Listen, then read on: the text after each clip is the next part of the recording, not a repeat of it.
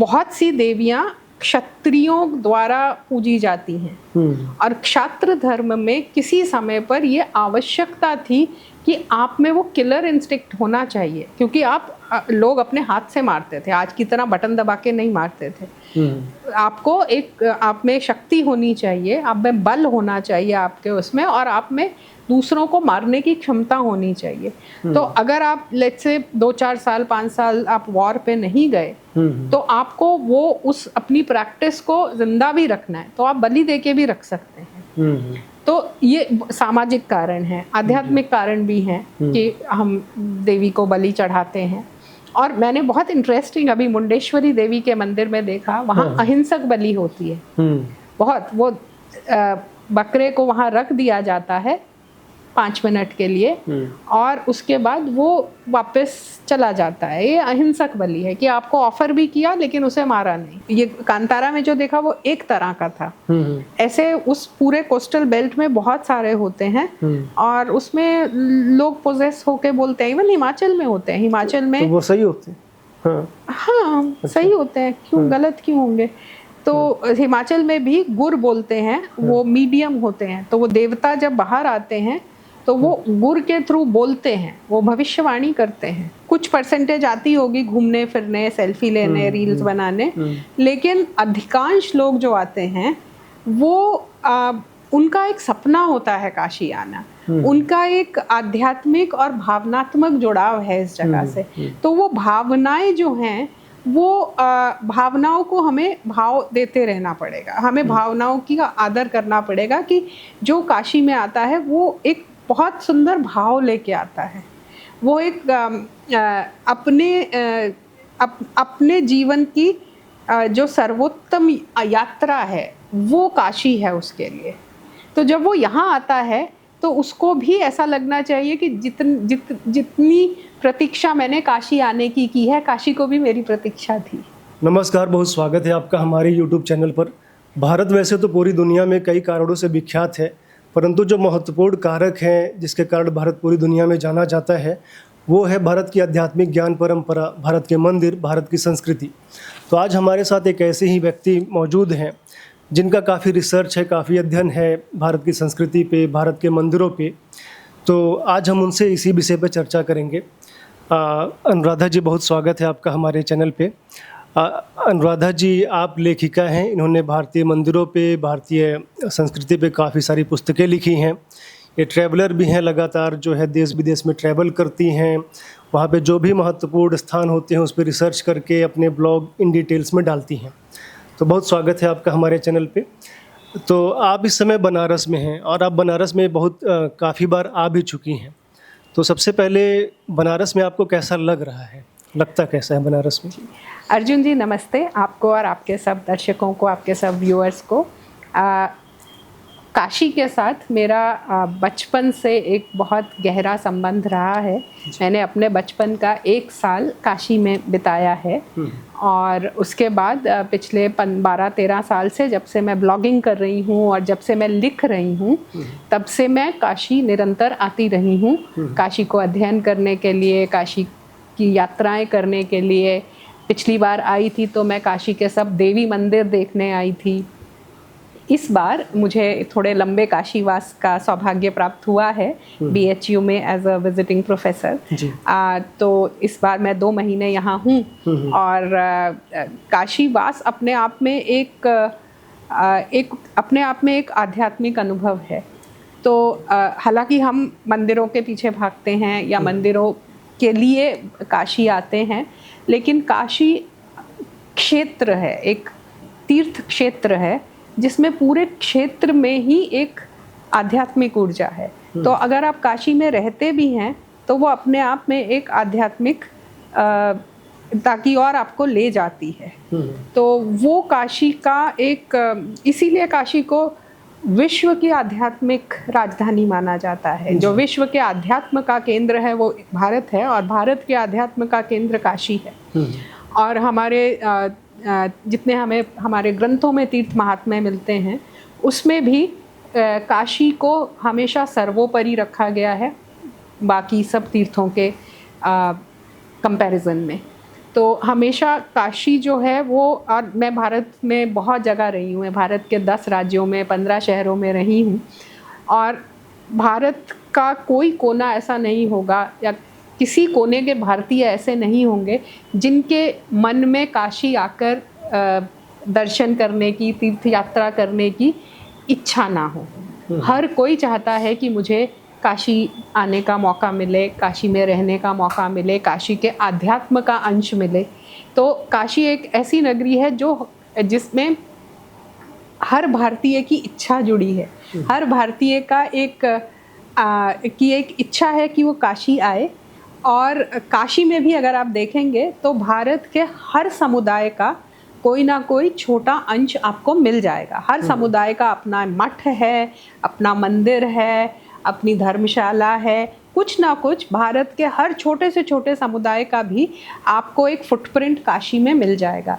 तो काशी जो है वो एक तरह से, जिसको अंग्रेजी में माइक्रोकॉस्म बोलते हैं, वो भारत का माइक्रोकॉस्म है। तो वहाँ पर आपको भारत के सब अंश मिल जाएंगे, और भारत के सब अंशों में आपको काशी का कुछ ना कुछ मिल जाएगा। जैसे दक्षिण में काशी विश्वनाथ मंदिर आपको लगभग हर जगह मिल जाता है। बैंगलोर शहर के बीचों बीच एक काशी विश्वनाथ मंदिर है। और बहुत से मंदिर जो शिवजी के हैं, जहाँ शिवलिंग है, वहाँ पर भी वो काशी से शिवलिंग मंगाकर उसको स्थापित करते हैं ताकि उसमें एक काशी का अंश रहे। तो काशी क्या है, ये किसी भी सनातनी के लिए जो आध्यात्म की पराकाष्ठा है वो काशी है, और काशी की यात्रा है। जैसे आप कई शहरों में आपका यात्रा होती है, आप देश में विदेश में भी काफ़ी आपकी यात्रा है, तो मतलब कौन सी चीज़ है जो काशी को अलग करती है अन्य जगहों से? मतलब धार्मिक स्थान तो कई सारे हैं, जैसे अयोध्या भी है, उज्जैन भी है, लेकिन काशी में ऐसा विशेष कुछ है कि जो कहते हैं कि एक वर्ड होता है कॉस्मोपॉलिटन, जिसमें कहते हैं कि जहाँ हमेशा से हर जगह से, हर दुनिया के हर कोने से लोग आते रहते हैं। तो जब बहुत लोग आपके पास आते हैं तो आप में भी एक इंटरनेशनल कैरेक्टर आ जाता है, ग्लोबल कैरेक्टर आ जाता है। तो वो काशी हमेशा से रहा है। हमेशा से काशी में यात्री आते रहे हैं, दुनिया भर से आते रहे हैं। भारत से नहीं, भारत से तो आते ही हैं, लेकिन भारत के बाहर के भी यात्रियों के वृतांत हमें यात्रा वृतांत हमें पढ़ने को मिलते हैं। तो जहाँ पर एक ग्लोबल एक्सचेंज होता है, अब आप देखेंगे यहाँ बुद्धिज़्म भी है, जैनिज़्म भी है, सिखिज़्म के भी आपको कुछ फुटप्रिंट्स मिल जाएंगे। तो ये हर जगह से, हर जगह से आपके पास एक हवा आ रही है, तो आपके पास एक बहुत बहुत पोटेंट एनर्जी जिसको कहते हैं वो बन जाती है। तो वो काशी को, दूसरा काशी लगभग जो प्राचीन उत्तर पथ और दक्षिण पथ थे, ये हमारे 2 मेजर ट्रेड रूट्स थे। उत्तर पथ जिसे बाद में जीटी रोड, शेरशाह सूरी मार्ग कहा गया, लेकिन वो प्राचीन उत्तर पथ है जिसका वर्णन हमें एटलीस्ट चाणक्य के अर्थशास्त्र में तो मिलता है, लेकिन उससे पहले भी इवन महाभारत में भी उत्तर पथ का वर्णन मिलता है, जो शायद कहीं नॉर्थ वेस्ट ऑफ अखंड भारत से लेकर ढाका तक, म्यांमार तक वो रोड जाती थी, जिसे आज भी हम national highway I think number 1 या नंबर 2 हो गया है। तो वो आज भी हमारी लगभग अमृतसर से लेकर कलकत्ता तक जाती है। तो ये एक उत्तर पथ था जो बहुत प्राचीन मार्ग है, और दूसरा था दक्षिण पथ जो पटना से, पाटलिपुत्र से लेकर पैठन तक, प्रतिष्ठानपुर तक जाता था। तो इनका जो इंटरसेक्शन पॉइंट था वो लगभग काशी में पड़ता था, विच मीन्स कि ट्रेडर्स, और जब ट्रेड होता है या व्यापार होता है तो व्यापार global, India was always a global business hub. तो दुनिया भर के व्यापारी यहाँ आते थे, इसीलिए यहाँ उद्योग भी हैं। यहाँ सिल्क का इतना बड़ा उद्योग है, जबकि यहाँ सिल्क बनता नहीं है, ठीक है, सिर्फ बुना जाता है, लेकिन सिल्क का इतना बड़ा उद्योग इतने प्राचीन काल से है। हमें काशी के वस्त्र का वर्णन बुद्ध के समय तक अब लेखों में मिलता है, लेकिन उससे पहले भी काशी में कपड़ा बनता था और उसकी उत्कृष्टता के लिए वो जाना जाता था। तो ये उद्योग भी इसलिए हुए क्योंकि व्यापारी आते थे, कोई तो कहीं से सिल्क लेके आता था जिसको कि यहाँ के कारीगर बुनते थे। ऐसे ही जैसे मैं कल ही पढ़ रही थी कि काशी में 30 से ज़्यादा GI टैग्ड प्रोडक्ट्स हैं। ठीक है, तो GI टैग का मतलब ऐसी चीज़ें जो सिर्फ काशी में बनती हैं, जिनको अब आप काशी के नाम से ही बेच सकते हैं, जिसमें आपके वुडन टॉयज़ हैं, जिसमें आपके स्टोन कार्विंग्स हैं, जिसमें आपका पान है, आपकी तिरंगा बर्फ़ी है, आपके जौनपुर की इमरती है, और ऐसी बहुत सारी चीज़ें हैं। आपके ग्लास बीड्स हैं। आई थिंक बहुत लोगों को नहीं पता, शायद बनारस में भी बहुत लोगों को नहीं पता कि विश्व की सबसे बड़ी ग्लास बीड फैक्ट्री बनारस में है। ओके, सो यहाँ पर कला के नाम पे बहुत कुछ है। हाथ का जो काम होता है, हैंडीक्राफ्ट जिसे बोलते हैं, वो बहुत सारे हैं। और जब ये चीज़ें हैं तो उनके साथ व्यापार भी है। फिर ये ज्ञान की नगरी तो है ही, ज्ञान की नगरी हमेशा से रही है और मेरा मानना है कि हमेशा रहेगी। तो ज्ञान के लिए लोग आते थे, पढ़ने के लिए लोग आते थे। किसी ज़माने में यहाँ गुरुकुल हुआ करते थे, आज बनारस हिंदू यूनिवर्सिटी है, या बहुत से गुरुकुल भी चल रहे हैं। तो ये यहाँ पर लोग ज्ञान के लिए भी आते थे, व्यापार के लिए भी आते थे, आध्यात्म के लिए भी आते थे। और फिर जो हमारे पुराणों में जो कथाएं लिखी हैं काशी की, वो तो है ही गंगा हैं, उत्तर वाहिनी गंगा हैं, जो एक अपने आप में नेचुरल फिनोमिना है कि एक नदी जो साउथ ईस्ट डायरेक्शन में दक्षिण पूर्व में जा रही है, वो चलते चलते उत्तर की ओर बहने लगती है, उत्तर वाहिनी है। तो वो एक अपने आप में एक नेचुरल फिनोमिना है। फिर घाट जब भी बने, अलग अलग समय पे अलग अलग घाट बने, वो विश्व के सबसे सुंदर रिवर फ्रंट्स में हैं। अब वहाँ पर जो एक्टिविटीज़ होती हैं वो अपने आप में प्रचलित हैं, चाहे वो आरती हो गई, चाहे वो लीलाएं हो गई, चाहे वो छठ हो गया, चाहे वो म्यूज़िकल फेस्टिवल, पोइट्री फेस्टिवल, भजन कीर्तन, या घाटों की अपनी एक दुनिया है। तो ये सब चीज़ें मिलके, मुझे नहीं लगता ऐसा कोई और नगर है और जो इतना प्राचीन भी हो, जिसे जैसे कहते हैं कि ये विश्व का प्राचीनतम लिविंग सिटी है।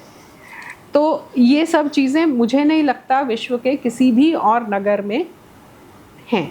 ये सब चीज़ें मिल के काशी को विशिष्ट बनाती हैं। अच्छा, आप काशी कई बार आई हैं, मतलब BHU में भी आप कह रही हैं कि जब छोटे थे तब भी आए हैं, और उसके बाद भी ट्रैवल के उसमें कई बार आई हैं। तो कुछ लोगों का यह भी कहना है कि काशी बदल रही है, उसकी जो आध्यात्मिक पहचान है वो गुम हो रही है। तो आपको भी ऐसा लगता है, कुछ बाजारीकरण हो रहा है, ऐसा कुछ कहीं कहीं पर? अच्छा, तो ऐसा नहीं है कि आध्यात्मिकता खो गई है, हाँ। बट कहीं कहीं पर ऐसा लगता है कि हम जहाँ पर बहुत मॉडर्नाइजेशन करने की कोशिश कर रहे हैं, वहाँ कहीं कहीं आध्यात्म को हम पीछे रखकर सिस्टम्स, प्रोसेसेस, प्रोटोकॉल्स ले आते हैं, जिसको अडेप्ट होने में थोड़ा टाइम लगेगा। जिसमें से अच्छा हो कि अगर हम उसकी आध्यात्मिकता को ना छुएं और हम ये समझें कि काशी जो भी आता है, स्पेशली जो सनातनी आते हैं, वो एक बहुत गहरा भाव लेके आते हैं, बहुत एक इमोशनल कनेक्ट है उनका काशी से। वो कुछ परसेंटेज आती होगी घूमने फिरने, सेल्फी लेने, रील्स बनाने, लेकिन अधिकांश लोग जो आते हैं वो उनका एक सपना होता है काशी आना। उनका एक आध्यात्मिक और भावनात्मक जुड़ाव है इस जगह से।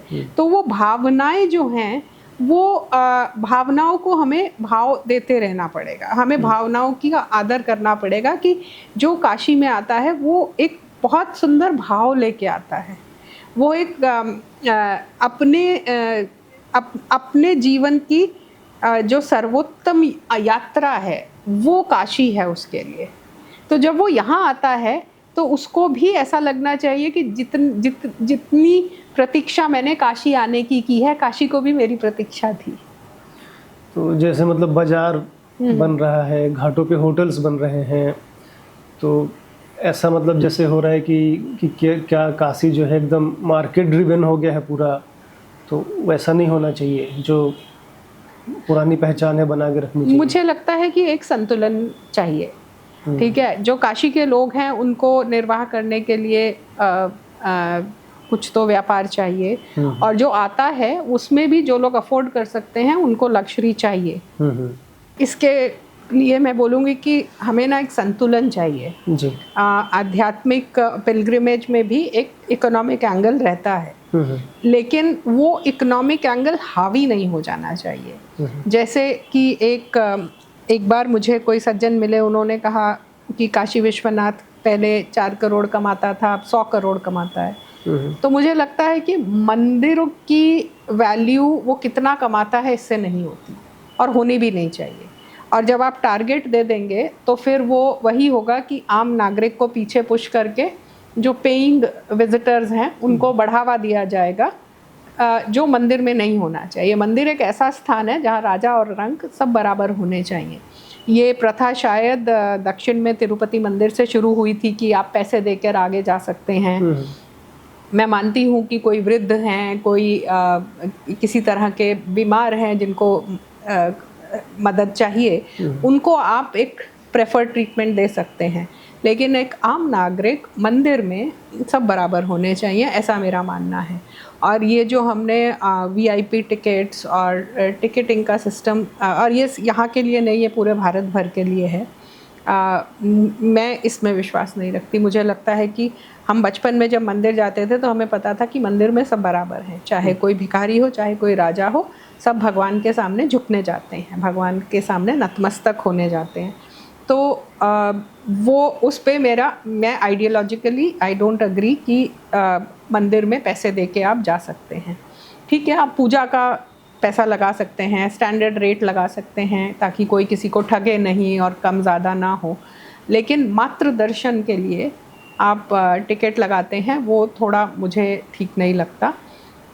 दूसरा मुझे लगता है कि जो काशी का आध्यात्मिक नर्व सेंटर है, जो कि घाट और घाटों के अराउंड की काशी है, वहाँ पर हमें बहुत जो सेंस एंगेजिंग एक्टिविटीज़ हैं, जो भोग विलास की चीज़ें हैं, उनको थोड़ा कम करना चाहिए। बाकी शहर में कर सकते हैं। जिसको भोग विलास चाहिए वो घाटों से 1 किलोमीटर 2 किलोमीटर परे जाके उसको एंजॉय कर सकता है। लेकिन जहाँ पर लाखों करोड़ों लोगों की आस्था है, वहीं पर, और मुझे याद है कि मैं लास्ट बार जब आई थी तो मैंने वहाँ पर नॉनवेज भी बिकता हुआ देखा 1-2 बड़े होटल्स में। अच्छा। ठीक है, तो जिससे मैं बहुत आहत हुई थी, और मैंने बहुत बार ट्वीट भी किया था कि काशी में घाटों पर ही क्यों आपको नॉनवेज बेचना है, जहाँ इतने लोगों की आस्था जुड़ी है। आप अंदर चले जाइए 100-200 मीटर 500 मीटर तो आपको मिलता है। तो मुझे लगता है कि इतनी सेंसिटिविटी उन भक्तों के लिए, उन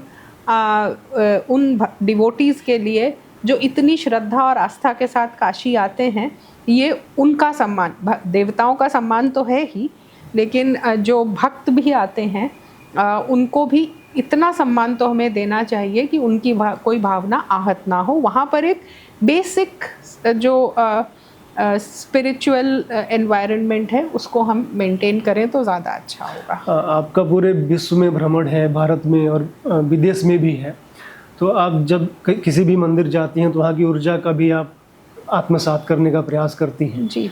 तो बनारस में आपने कौन सा मंदिर लगता है कि ऊर्जा वाइज बहुत ही पावरफुल मंदिर है बनारस में? जैसे मैंने कहा कि काशी एक क्षेत्र है, ठीक है, और यहाँ मंदिर एक दूसरे से ऐसे सटे हुए हैं कि किस मंदिर की क्या ऊर्जा है कहना मुश्किल है। जैसे दुर्गा कुंड में दुर्गा जी बहुत पावरफुल मंदिर है। अगर आप, और ये इस बात पर भी निर्भर करता है कि आप किस देवी देवता को मानते, अपने इष्ट के ऊपर डिपेंड करता है। तो अगर मैं देवी से कनेक्ट करती हूँ तो मुझे उन मंदिरों का स्पंदन ज़्यादा एहसास होता है उसका। तो ये बहुत सारी चीज़ों पे निर्भर करता है। जैसे मैंने बोला, काशी अपने आप में एक सिद्ध क्षेत्र है, पूरा का पूरा काशी, और स्पेशली वो जो ओरिजिनल काशी जिसको बोल सकते हैं, जो घाटों के अराउंड या मध्यमेश्वर के अराउंड है, जो काशी मंडल है, पंचक्रोशी के अंदर जो आता है, तो वो पूरा का पूरा काशी मंडल ही है। लेकिन आज की डेट में, अभी जब मैं BHU में रह रही हूँ, तो मुझे BHU का काशी विश्वनाथ मंदिर बहुत पसंद है। मैं डेली सुबह वहाँ जाती हूँ अपने वॉक के लिए, और मैं वहाँ कुछ समय बिताकर आती हूँ रोज़ सुबह। और वो मंदिर मैं बहुत बार थियोरेटिकली, बहुत पॉडकास्ट में, बहुत इंटरव्यूज़ में, बहुत अपनी राइटिंग में बोल चुकी थी कि मंदिर कैसे होने चाहिए और मंदिरों को कैसे, हमें उनका प्रयोग कैसे करना चाहिए। और उसका एक जीवंत उदाहरण मुझे BHU के काशी विश्वनाथ मंदिर में मिला।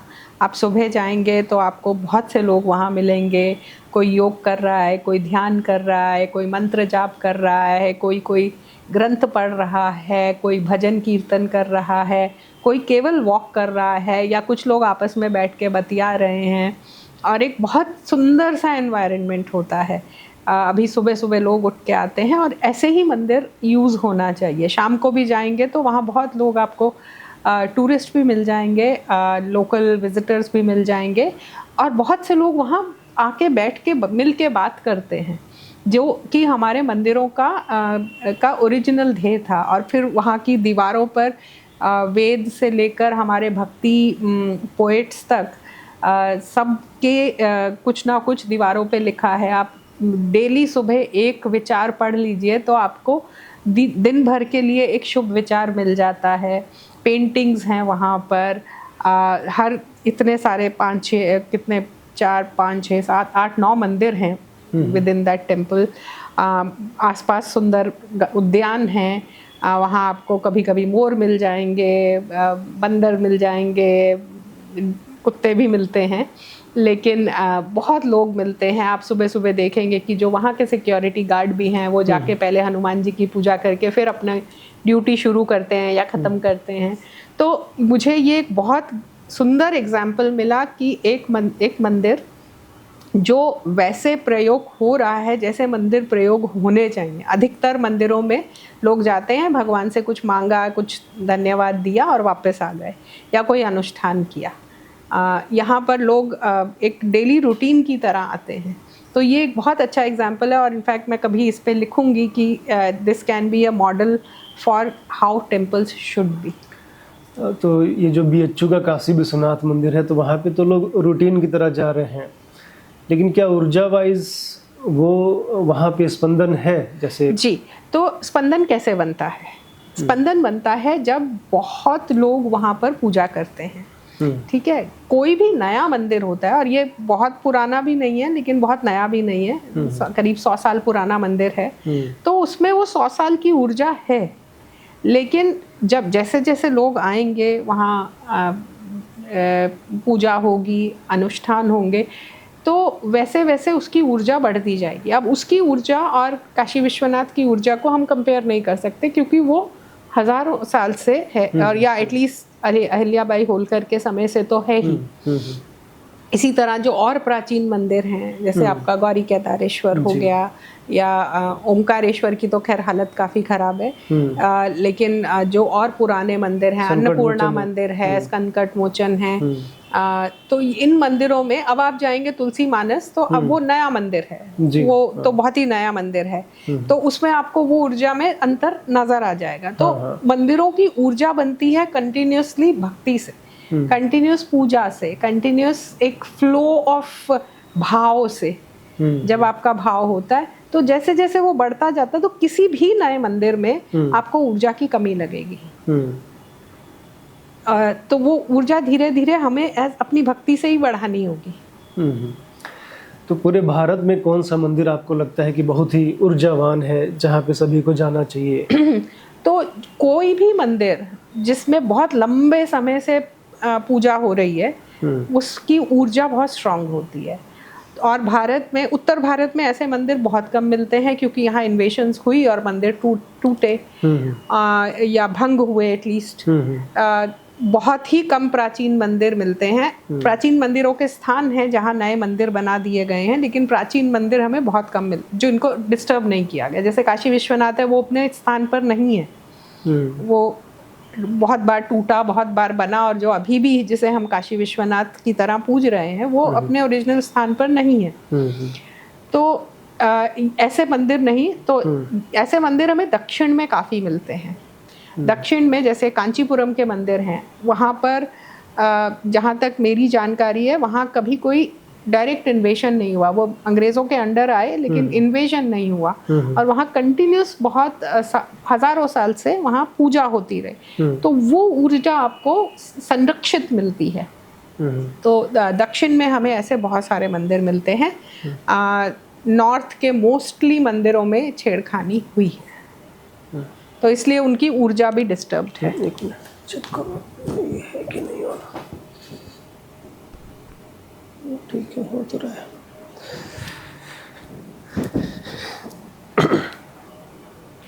तो आप जैसे पहले आईटी में थी, आईटी के बाद आपका जो रुचि है वो अध्यात्म की तरफ आ गया, तो ये कैसे मतलब डायरेक्ट हुआ कि मतलब कोई घटना हुई, कैसे ये हुआ सब?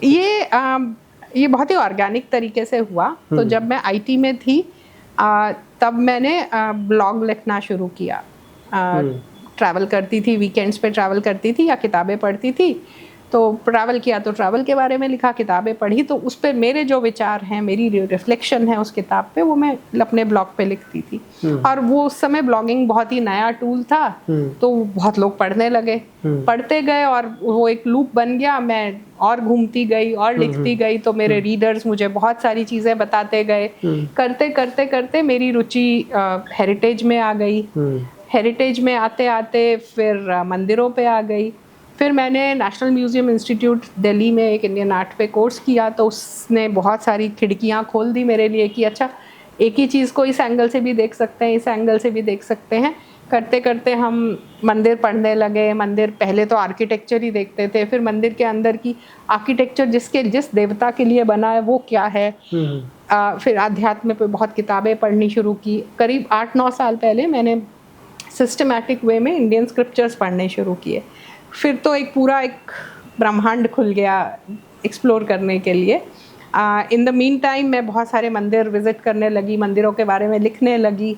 तो वो एक लूप की तरह धीरे धीरे धीरे आगे होता गया। फिर उसमें देवी मंदिरों पे बहुत सारा काम किया, नवरात्रि के ऊपर एक किताब की।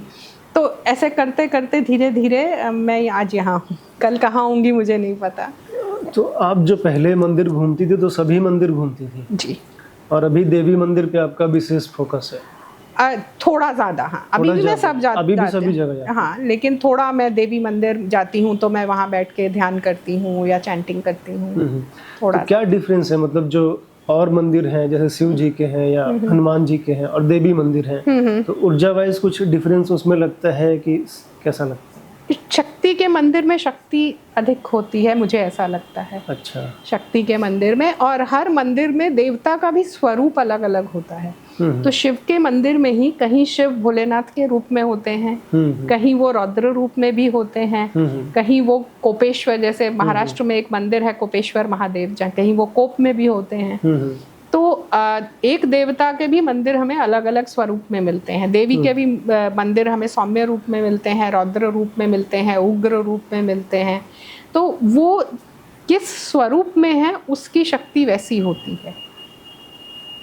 हाँ, तो आपने पूरे भारत में और विदेशों में भी देवी मंदिरों का भ्रमण किया है, तो कौन से देवी मंदिर आपको लगते हैं कि काफ़ी पावरफुल हैं? जितने हमारे शक्तिपीठ हैं वो सब पावरफुल हैं। अच्छा। कामाख्या ऑफ कोर्स सबसे ज़्यादा, क्योंकि वो सबसे प्राचीन और सबसे महाशक्तिपीठों में वो ही हमारे पास एक प्राचीन शक्तिपीठ अभी है। फिर आदि शंकराचार्य ने जो 18 शक्तिपीठ बोले हैं उसमें से करीब 13-14 मैंने देखे हैं। एक उसमें से श्रीलंका में है जो मैंने देखा है, लेकिन एक पाकिस्तान में है जो हम नहीं देख सकते। Hopefully it will open up in my life time और हम देख पाएंगे शारदा पीठ। लेकिन उसी का एक स्वरूप श्रृंगेरी में है, श्रृंगेरी शारदा पीठ, तो वो मैंने देखा है। तो कोल्हापुर महालक्ष्मी बहुत ही पावरफुल शक्तिपीठ है। काशी में इतने सारे देवी मंदिर हैं जो बहुत ही शक्तिशाली हैं। अन्नपूर्णा का मंदिर इटसेल्फ इज बहुत शक्तिशाली। दुर्गा कुंड मंदिर बहुत पावरफुल है। वाराही, आदि वाराही मंदिर जो है वो बहुत पावरफुल है। तो मतलब देखिए, जो मंदिर की एनर्जी है ना, वो भक्त और देवता के बीच का एक लिंक है। तो हो सकता है कि मुझे जहाँ एनर्जी फील हो रही है आपको ना हो। हाँ, वो तो है। क्योंकि जिस भाव से हम जाते हैं वही भाव आपको मिलता है। देवता जो हैं वो दर्पण की तरह होते हैं, हमारे भाव ही वापस रिफ्लेक्ट करते हैं। अच्छा, जो कामाख्या मंदिर है वहाँ पे जब देवी रजस्वला होती हैं तब उनकी पूजा की जाती है, तो इसको आप कैसे मतलब डिफाइन करेंगी, कैसे? वो सिर्फ कामाख्या में नहीं, और भी कई जगह होता है। इनफैक्ट ऐसा माना जाता है कि भूमि जो है उस समय रजस्वला होती है, इसलिए उस समय कोई भूमि पे हल भी नहीं चलाता है। तो जैसे हम पारंपरिक रूप में जब स्त्रियां रजस्वला होती हैं तो उन्हें बोला जाता है कि आप विश्राम कीजिए, आप उनको कोई छेड़खानी नहीं करता है, उनको विश्राम करने के लिए छोड़ दिया जाता है। उसी तरह देवी को भी छोड़ दिया जाता है। वो साल में एक बार रजस्वला होती हैं, महिलाएं मास में एक बार रजस्वला होती हैं। तो वो एक और रजस्वला होने का मतलब ये है कि आप में क्रिएशन की शक्ति, आप में सृष्टि रचने की शक्ति है। जब तक आप रजस्वला हैं तब तक आप में एक सृजनात्मकता है, आप एक कुछ नई सृष्टि रच सकते हैं। तो जो कामाख्या है वो योनि पीठ है, इसलिए वहाँ पर ये फेस्टिवल होता है। वहाँ देवी की, सती देवी की योनि गिरी थी। अधिकतर देवी मंदिरों में देखते हैं कि बलि प्रथा होती है, तो उस पे बलि प्रथा पे क्या विचार है आपके? अधिकतर में नहीं होती। अच्छा। लेकिन कुछ में होती है। और ये उनकी प्रथा है। और मुझे ऐसा लगता है जिसकी जो प्रथा हो हमें उसका सम्मान करना चाहिए।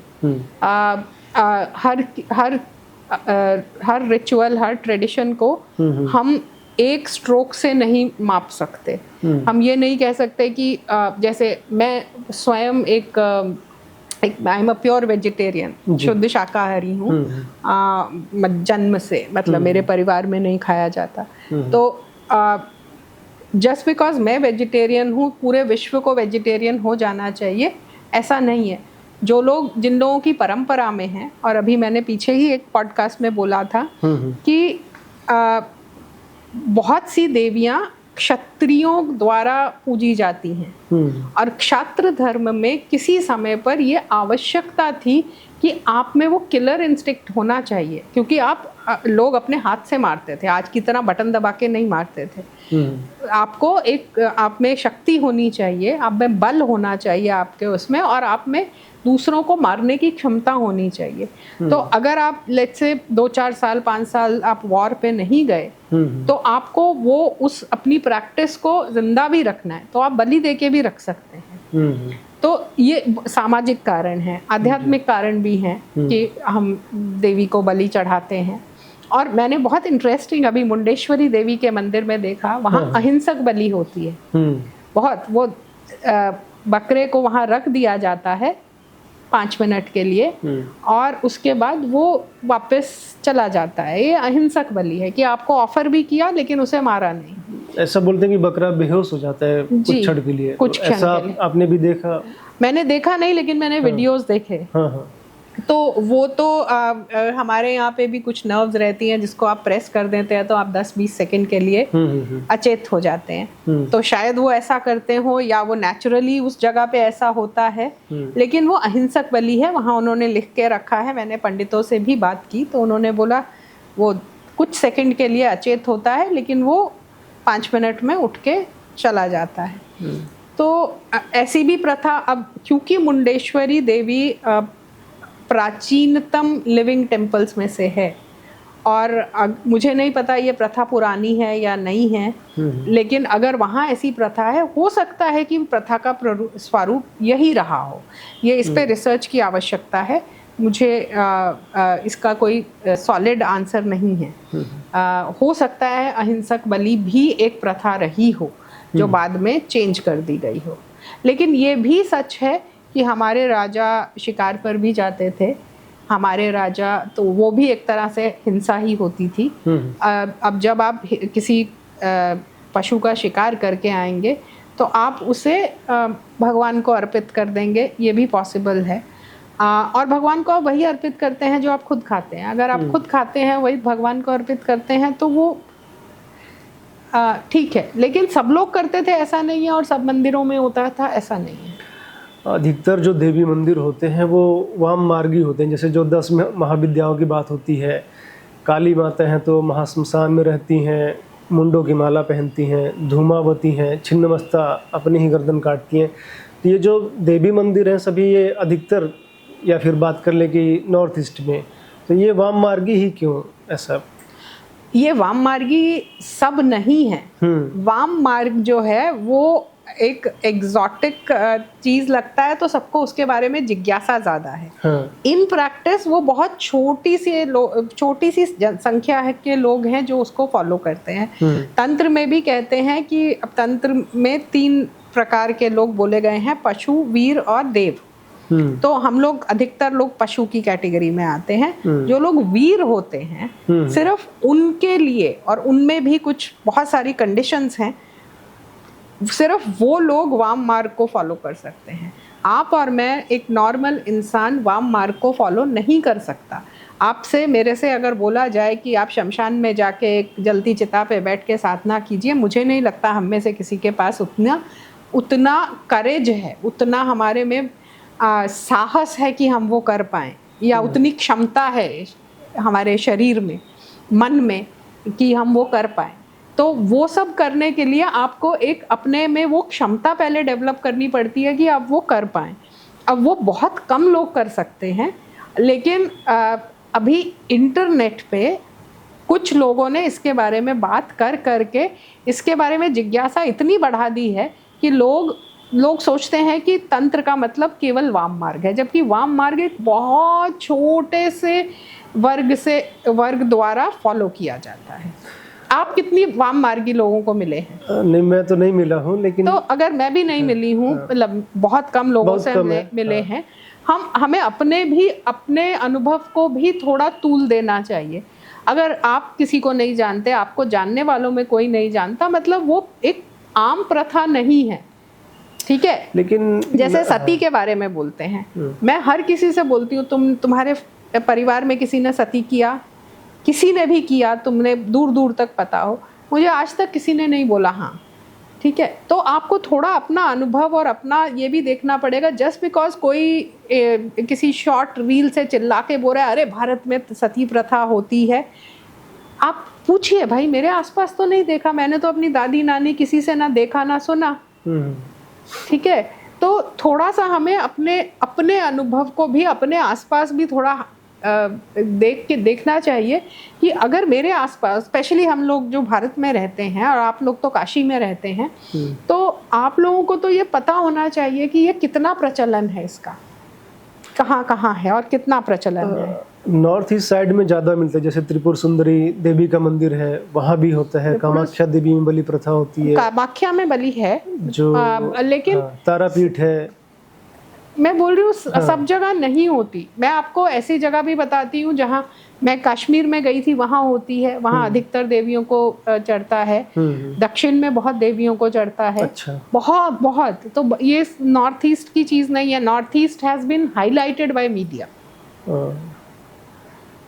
साउथ में भी बलि प्रथा है वैसे ही, देवी के लिए होती है। अच्छा, आपको क्या लगता है ये जो शाक्त संप्रदाय है, जैसे एक शैव संप्रदाय हो गया, एक वैष्णव संप्रदाय हो गया, तो ये शाक्त संप्रदाय ओरिजिन कब हुआ? मतलब पहले से है या रिएक्शन में आया? इन दोनों संप्रदायों के रिएक्शन में ऐसा? नहीं, शाक्त संप्रदाय सबसे प्राचीन संप्रदाय है, क्योंकि अगर हम सिंधु सरस्वती घाटी के जो अवशेष हमें मिले हैं उसको देखते हैं, तो उसमें मातृकाओं की मूर्तियां हमें तब से मिलती हैं। और मातृ पूजा और एक स्त्री की प्रजनन शक्ति की पूजा पूरे विश्व में पाई जाती है। जितनी विश्व की प्राचीन सभ्यताएं थी उसमें शक्ति की पूजा पाई जाती है। तो ये प्राचीनतम उसमें है। लेकिन जो बहुत सारे आर्ट हिस्टोरियंस हैं वो केवल और केवल स्थापत्य और स्कल्पचर्स के बेस पे बात करते हैं, प्रैक्टिस के बेस पर नहीं। तो वो सिर्फ अगर आप उस हिसाब से देखेंगे तो फिर हम में सबको बुद्ध होना चाहिए, क्योंकि बुद्ध की प्रतिमाएं सबसे ज़्यादा मिलती हैं। लेकिन हम जानते हैं कि भारत में बुद्धिज़्म मोर और लेस नहीं है। भारत से जहाँ जहाँ गया वहाँ बहुत है, लेकिन भारत में बहुत ज़्यादा नहीं है। अभी फिर से वापस आ रहा है, दैट्स अ डिफरेंट थिंग। तो शक्ति की पूजा या स्त्री की पूजा वो प्राचीनतम प्रथाओं में से एक है। और ये हमें ऋग्वेद में भी मिलती है। ऋग्वेद में हमें श्री सूक्त मिलता है, भूमि सूक्त मिलता है, वाक सूक्त मिलता है, जो सब देवी के ऊपर हैं। फिर देवी के अपने पूरे ग्रंथ हैं, जैसे देवी भागवत पुराण है, कालिका पुराण है, मार्कंडेय पुराण में देवी महात्म्य मिलता है, ब्रह्मांड पुराण में पूरा ललितोपाख्यान मिलता है। तो उपनिषदों में केन उपनिषद में हमें उमा हेमवती देवी का वर्णन मिलता है। तो और रामायण में और महाभारत में शक्ति की पूजा दिखाई गई है। वॉर से पहले, युद्ध से पहले हमेशा देवी की पूजा होती है। शादी विवाह से पहले हमेशा देवी की पूजा होती है। आपको याद होगा कि श्री राम एंड जानकी जी सबसे पहले गौरी के मंदिर में मिलते हैं। कृष्ण जी ने रुक्मिणी का हरण दुर्गा के मंदिर से किया था। ठीक है, तो हमें ये वर्णन दोनों कथाओं में मिलते हैं। तो ये हमेशा से हैं, लेकिन समहाउ पिछले कुछ सालों में हमें ऐसा लगा कि नहीं है। लेकिन जब हमने अध्ययन करना शुरू किया तो पता चला ये उतना ही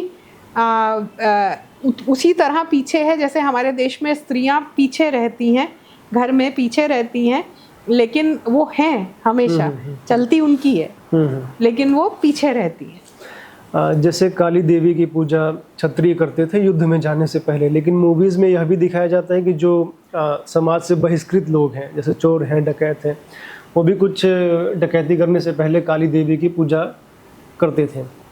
ऐसा मूवीज़ में दिखाया जाता है। और दूसरी बात, जो काली देवी हैं उनको देखिए तो लगता है कि मतलब वो समाज के विरोध में, जैसे अधिकतर देवता हम देखते हैं कि सुशील सुंदर दिखाए जाते हैं, इन काली देवी के बाल बिखरे हुए रहेंगे, नरमुंडों की माला। और दूसरी तरफ शिव जी का देखिए तो उनका भी, देवता भी उनको मानते हैं, दानव भी मानते हैं। तो क्या उन्हीं का इक्विवेलेंट है जैसे शिव जी का जो वो रूप? देखिए देवी महात्म्य में दुर्गा सप्तशती में देवी की स्तुतियों में कहा गया है अति सौम्य अति रौद्र। तो वो अति सौम्य भी हैं, सबसे सुंदर, सबसे सुकोमल, सबसे इतनी सुंदर की सुंदरता की डेफिनेशन वहां से आती है, वो भी देवी हैं। अति रौद्र, सबसे भयानक, वो भी वही हैं। और एवरीथिंग इन बिटवीन भी वही है। ये जो जगत है ये सर्व देवीमय, ये देवी की प्रोजेक्शन है, माया है। माया क्या है? देवी, महामाया। तो ये जितनी वैरायटी हम दुनिया में देख रहे हैं वो सब देवी का स्वरूप है। आप, मैं, सब कुछ यहाँ पर सब देवी का स्वरूप है। तो देवी सबसे सुंदर, सबसे सुकोमल भी है, और उनके वो रूप हमें मिलते हैं ललिता त्रिपुर सुंदरी में, हमें लक्ष्मी में, सरस्वती में, और वो रौद्र भी हैं, वो दुर्गा भी हैं, वो चंडी भी हैं, वो काली भी हैं। तो वो देवी और ये आपको स्त्रियों में भी दिखेगा, विश्व भर की स्त्रियों में, कि हम जैसी परिस्थिति होती है वैसा रूप ले लेते हैं। जनरली हम सौम्य रूप में रहते हैं, लेकिन जब आवश्यकता पड़ती है हम रौद्र रूप ले लेते हैं। उसी तरह देवी भी जब आवश्यकता पड़ती है, जब किसी असुर का वध करना होता है तो वो रौद्र रूप ले लेती हैं। जब दुर्गा सप्तशती में हमें महिषासुर मर्दिनी का वर्णन मिलता है तो वो बहुत सुंदर स्त्री है, लेकिन वो उसको मतलब जो सबसे रौद्र और सबसे भयानक असुर है उसको मारने के लिए वो रौद्र रूप लेते। प्रोपेगेंडा भी एक चलता है इसी महिषासुर को लेके। क्या? ये जो दुर्गा देवी हैं और महिषासुर का जो वध करती हैं, तो जेएनयू वगैरह में जो वामपंथी हैं एक प्रोपेगेंडा भी चलाते हैं कि वो तो देवी पहले उनके पास गई थी, धोखे से मारा था उनको, सुंदरता में मोहित करके। इस तरह की बातें, काफी असभ्य बातें वो लोग कहते हैं। मतलब ऐसा कोई वर्जन? देखिए, अपना अपना देखने का एंगल है। ये महिषासुर नहीं, शुंभ निशुंभ के वध में देवी उनको मोहित करती हैं, चंड और मुंड को।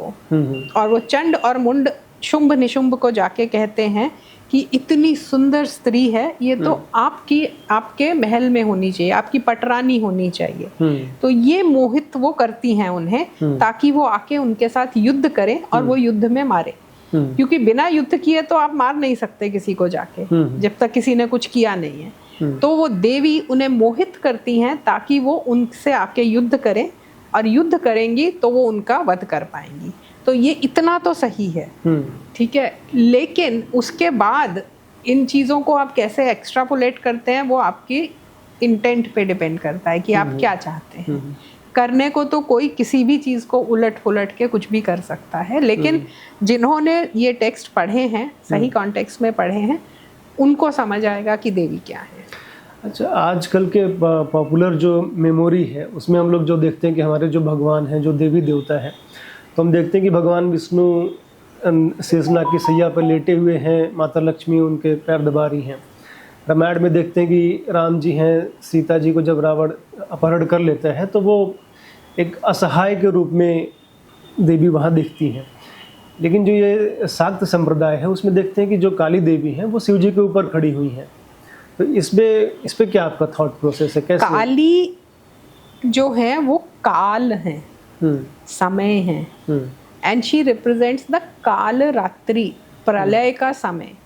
जब एक युग खत्म हो गया और दूसरा युग अभी शुरू नहीं हुआ है, उसके बीच का समय जो होता है प्रलय काल, वो काल रात्रि होती है। उस समय शिव और शक्ति अलग होते हैं, तो शिव शक्ति के बिना शिव शव है। तो वो जो डिपिक्शन है वो ये दिखाता है कि शक्ति जब शिव से अलग हुई तो शिव शव हो गए। इतना ही है।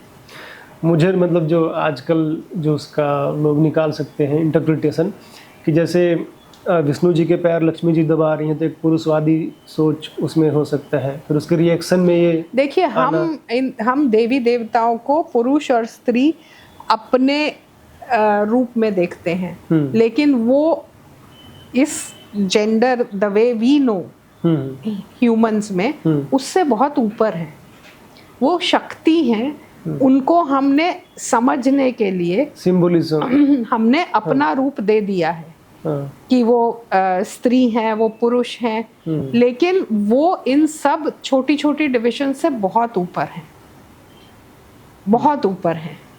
अच्छा, आपका काफ़ी मंदिरों में भ्रमण है। सरकार के नियंत्रण में जो मंदिर हैं वहाँ भी गई हैं, और जो समाज के नियंत्रण में है वहाँ भी गई हैं। तो कुछ डिफरेंस लगता है कि सरकार वाले बेटर मैनेज हो पा रहे हैं कि समाज वाले बेटर मैनेज हो रहे हैं? देखिए, मैनेजमेंट तो इंडिविजुअल टेम्पल की अलग अलग होती है, ये जनरलाइज करके नहीं कर सकते। जो प्राइवेट ट्रस्ट के पास हैं उसमें कुछ बहुत अच्छे से मैनेज्ड हैं, कुछ नॉट सो वेल मैनेज्ड हैं। यही सरकारी में भी है। लेकिन सरकारी में समस्या ये है कि जितना पैसा आता है उस मंदिरों में, जो भक्त है वो मंदिर के लिए पैसा देता है, धर्म के लिए पैसा देता है, लेकिन वो पैसा सरकारी खजाने में चल के फिर वो सब में बंट जाता है। और भक्त ने जिस भाव से वो जिस मंदिर के लिए या धार्मिक कार्य के लिए वो पैसे दिए, वो उस कार्य में नहीं लगते हैं। तो ये बहुत बड़ी समस्या है। और ऑफ कोर्स जैसा कि तिरुपति मंदिर में हमने देखा कि जब नॉन सनातनी मंदिरों की मैनेजमेंट में आ जाते हैं तो उनका वो भाव नहीं होता जो एक सनातनी का होता है, क्योंकि ऑफ कोर्स ये उनका धर्म नहीं है, तो वो उसको सिर्फ एक क्लिनिकल मैनेजमेंट व्यू से देखेंगे। तो ये 2-3 समस्याएं आती हैं, इसलिए हमें मंदिरों का कंट्रोल हमारे पास चाहिए। तो एनर्जी वाइज भी कोई फर्क पड़ता है, जो समाज की नियंत्रित मंदिर है और जो सरकार के नियंत्रित? नहीं, उसमें फर्क पड़ता है कि कंटिन्यूस पूजा हो रही है या नहीं। इस पे परंपरा से, आगम शास्त्रों के हिसाब से पूजा हो रही है या नहीं, इस बात पे निर्भर करता है। अच्छा, ज्ञानवापी जो मंदिर है यहाँ पे, वहाँ भी आप गई हैं? ज्ञानवापी तो नहीं जा सकते, नहीं, मैं वहाँ नहीं गई। नहीं, बाहर से देखा है आपने? हाँ, वो जो विश्वनाथ कॉरिडोर से दिखता है उतना दिखा है। तो उस पे जो ASI की रिपोर्ट आई है उसको आपने देखा है अभी? मैंने डिटेल में नहीं पढ़ा है। अच्छा, तो जो बाहर से जो ज्ञानवापी मंदिर का जो ढांचा दिखता है, जो एक दीवार दिखती है, और आप बता रही थी कि आपका आर्ट पे, आर्किटेक्चर पे भी स्टडी है, तो कहा जा सकता है कि वो मंदिर है कैसे? इसमें कहे जाने की कोई बात ही नहीं है। Everybody knows it's a temple. किसी ने ये कहा ही नहीं है कि ये मंदिर नहीं है। ये तो डॉक्यूमेंटेड फैक्ट है कि वो मंदिर है। और आर्ट, आर्किटेक्चर, स्कल्पचर, उससे भी पता चलता है, बट हिस्टोरिकली भी ये डॉक्यूमेंटेड है कि वो आप बताइए किस मस्जिद का नाम ज्ञानवापी होगा? नाम से ही आपको नहीं पता चलता क्या कि किस संप्रदाय का हो सकता है। तब इतना समय क्यों लग रहा है सरकारों को, न्यायालय को? ये तो प्रश्न न्यायालय के लिए है, मेरे लिए नहीं। मेरा बस चले तो ये आज सॉल्व हो जाना चाहिए, लेकिन राम मंदिर को इतना समय लगा, इसको भी लगेगा, तो वो हमारे न्याय प्रक्रिया का फेलियर है कि इतना टाइम लग रहा है। ये प्रश्न मैं नहीं इसका उत्तर साउथ के मंदिरों में और नॉर्थ के मंदिरों में कोई डिफरेंस आपको दिखता है? वहाँ पर आगम शास्त्र बहुत माइन्यूटली फॉलो किए जाते हैं। आगम शास्त्र क्या होते हैं? जो ये बताते हैं कि मंदिर में पूजा पद्धति कैसी होगी, कि किसी भी देवता की सुबह कितने षोडशोपचार होंगे, या 64 उपचार होंगे, या ये होगा, या दिन में कितनी आरतियाँ होंगी, श्रृंगार होंगे, उत्सव होंगे। ये वो बहुत डिटेल में और बहुत सुंदर तरीके से करते हैं दक्षिण में। जैसा आगम शास्त्र में लिखा है उसके अकॉर्डिंग करते हैं। नॉर्थ में थोड़ा भक्ति भाव ज़्यादा है। नॉर्थ में वो कर्म कांड उतना नहीं करते, लेकिन भक्ति भाव थोड़ा मुझे ऐसा लगता है कि भक्ति भाव ज़्यादा है, जबकि वहाँ पर कर्म कांड और डिसिप्लिन और टू द पॉइंट जो चीज़ें हैं वो बहुत ज़्यादा है। वहाँ गर्भगृह में कोई नहीं घुस सकता, यहाँ गर्भगृह में सब लोग चले जाते हैं। एनर्जी वाइज भी फर्क पड़ता है उधर? एनर्जी को आप ना ऐसे एक यूनिट लेकर नहीं चल सकते। Energy is a very different thing. ठीक है, जैसा मैंने बोला कि अगर आप उस देवता में विश्वास रखते हैं, उस परंपरा से आते हैं, तो आपको वहाँ एनर्जी फील होगी। आपके पूर्वजों ने वहाँ पूजा की है, आपका कोई पारिवारिक संबंध है मंदिर से, तो आपको एनर्जी ज़्यादा फील होगी। जैसे आप अपने कुल देवता के मंदिर में जाते हैं तो दूसरों को शायद कुछ ना लगे, आपको बहुत कुछ लगेगा, क्योंकि आपके पूर्वजों ने पूजा की है और उनका डीएनए आपने इनहेरिट किया है। तो इस तरह से इस काशी को में भी एक ये भी फैक्टर है कि मेरे पूर्वज आए थे, अच्छा, अब मैं आई हूँ, ठीक है, कल को मेरे वंशज आएंगे, तो ये भी एक फैक्टर होता है। तो ये एनर्जी एक कोई मतलब ऐसा नहीं है कि कोई इंस्ट्रूमेंट लेके आप एनर्जी नापते रहेंगे। हैं इंस्ट्रूमेंट्स, वो भी आप नाप सकते हैं, लेकिन क्योंकि वो आपकी एनर्जी से भी डिपेंड करता है कि आप क्या एनर्जी लेके जा रहे हैं। बहुत से लोग घूमने आते हैं काशी में, जूते भी नहीं उतारते मंदिर जाने से पहले, और उनको कुछ भी फील नहीं होता है। ऐसे हमें तो कुछ नहीं फील हुआ, वो भी सच है, क्योंकि वो उस भाव से आए ही नहीं। जाकी रही भावना जैसी, प्रभु मुहूर्त देखी तिन तैसी। अच्छा, भारतीय संस्कृति पे, भारतीय मंदिरों पे आप कुछ बुक्स रिकमेंड कर सकती हैं हमारे दर्शकों को जो पढ़नी चाहिए अपनी संस्कृति के समझ के लिए? आप आनंद कुमार स्वामी की किताबें पढ़ सकते हैं। इन्होंने भारतीय इस पे कल्चर पे बहुत लिखा है। वीएस अग्रवाल, वासुदेव शरण अग्रवाल काशी के ही हैं, उनकी किताबें पढ़ सकते हैं। आप मेरी किताब है लोटस इन द स्टोन, जिसको मैंने भारत कैसे आस्था से जुड़ा है उसके बारे में मैंने लिखा है, बेस्ड ऑन माय ट्रैवल्स, वो पढ़ सकते हैं। और फिर ओरिजिनल शास्त्र पढ़िए, रामायण पढ़िए, महाभारत पढ़िए। एक क्वेश्चन रह गया था, आपने बोला कि दक्षिण भारत में मंदिरों में आगम शास्त्र बहुत ही फॉलो किया जाता है स्ट्रिक्टली, तो अभी वहाँ पे बात चल रही है कि जो वहाँ पे पूजा पाठ होता है, अभी संस्कृत में हो रहा था, तो तमिल भाषा में करने की बात हो रही है, तो क्या वो रह पाएगा? मतलब वो सुटेबल है कि वो उसका? देखिए, जितने जैसे मैं शक्तिपीठ में जाती हूँ बहुत, तो यूजुअली जो लोकल लैंग्वेज है वो यूज़ की जाती है। इनफैक्ट इवन संस्कृत भी वहाँ आपको शायद तमिल स्क्रिप्ट में लिखी हुई मिले, लेकिन वहाँ के जो भक्ति पोएट हुए हैं और अभी 100-200 साल पुराने भी, उन्होंने भी संस्कृत में पोइट्री लिखी है, उन्होंने संस्कृत में भजन कीर्तन सब लिखे हैं। तो Sanskrit is a language which they know, they have been singing, they have been performing. So मुझे नहीं लगता कि उसमें बहुत कुछ अंतर आने वाला है, बट हाँ, बहुत से स्थल महात्म्य, स्थल पुराण जो हैं वो हमें पूरे भारत में लोकल लैंग्वेज में मिलते हैं। जैसे काशी में भी बहुत से जो स्थल पुराण हैं वो हिंदी में ही मिलेंगे, आपको किसी और भाषा में नहीं मिलेंगे। तो अगर तमिल में होता है तो तमिल भी अपनी भाषा। तो मूवीज आप कौन सी रिकमेंड करेंगे अपने मंदिर के लिए? मूवीज? हाँ मूवीज, वैसे तो विरोध में बनते हैं लेकिन कुछ तो होंगे जो। मुझे नहीं पता कोई ऐसी कोई भी फिल्म जो हमारी संस्कृति की तरफ हमें ढकेलती हो। सच्चाई दिखाने के लिए केरला फाइल्स जैसी फिल्में जब हैं। भी कांतारा आई थी, कांतारा बोल सकते हैं, एक हमारा फोक जो कर्नाटक का, इनफैक्ट मैं कर्नाटक से ही आती हूँ, तो वहाँ का फोक है, तो या that is a good movie जो एक वहाँ के फोक कल्चर को दिखाता है, एक वहाँ की आस्था को दिखाता है। उसके सिवाय मुझे ध्यान नहीं आ रहा कोई फिल्म। केरला स्टोरी जो थी वो एक वो देखनी चाहिए, क्योंकि बहुत लोगों को नहीं लगता कि ऐसा होता है, जबकि ऐसा होता है। तो उसके सिवाय मुझे ध्यान नहीं आ रहा। मैं बहुत फिल्में नहीं देखती हूँ, लेकिन मुझे नहीं ध्यान आ रहा कि कोई ऐसी फिल्म हो जहाँ पर भारतीय कल्चर को बहुत अच्छे से दिखाया गया हो। कांतारा में जैसे जो मुख्य अभिनेता होते हैं उस पे देव आ जाते हैं जो, तो ऐसा आपने कभी अनुभव, मतलब कभी देखा है? जैसे रियल है, वगैरह काफी वो रियल है। वहाँ पर थय्यम होता है नॉर्थ केरला में। मैंने एक पढ़ाई करके एक फेस्टिवल होता है, नाइट लॉन्ग फेस्टिवल होता है, और उसमें सच में लोगों में देवी आती है। एक वहाँ कलमेटुल, मैं शायद प्रोनाउंस ठीक नहीं, कलमेटुल बोलते हैं। एक और ऐसा देवी के फेस्टिवल्स होते हैं बहुत सारे। ये कांतारा में जो देखा वो एक तरह का था। ऐसे उस पूरे कोस्टल बेल्ट में बहुत सारे होते हैं, और उसमें लोग पोजेस होके बोलते हैं। इवन हिमाचल में होते हैं, हिमाचल में तो वो सही होते हैं। हाँ अच्छा। सही होते हैं, क्यों गलत क्यों होंगे?